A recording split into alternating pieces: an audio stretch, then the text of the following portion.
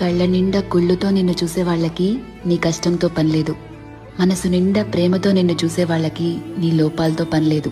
కడుపు నిండా ద్వేషంతో నిన్ను చూసే వాళ్ళకి నీ మంచితనంతో పనిలేదు. గుండె నిండా అభిమానంతో నిన్ను చూసే వాళ్ళకి నీ తప్పొప్పులతో పనిలేదు. రక్తం నిండా కోపంతో నిన్ను చూసే వాళ్ళకి నీ పశ్చాత్తాపంతో పనిలేదు. వీళ్లే కాదు, నీ చుట్టూ ఉన్న ఇంకో 100 మంది నిన్ను 100 రకాలుగా చూడొచ్చు. వాళ్ళందరూ వాళ్ల లోపల ఉన్న ఎమోషన్తోనే నిన్ను చూస్తారు. నిన్ను నిన్నుగా చూడగలిగేది ఆ పైవాడి తర్వాత నువ్వు మాత్రమే.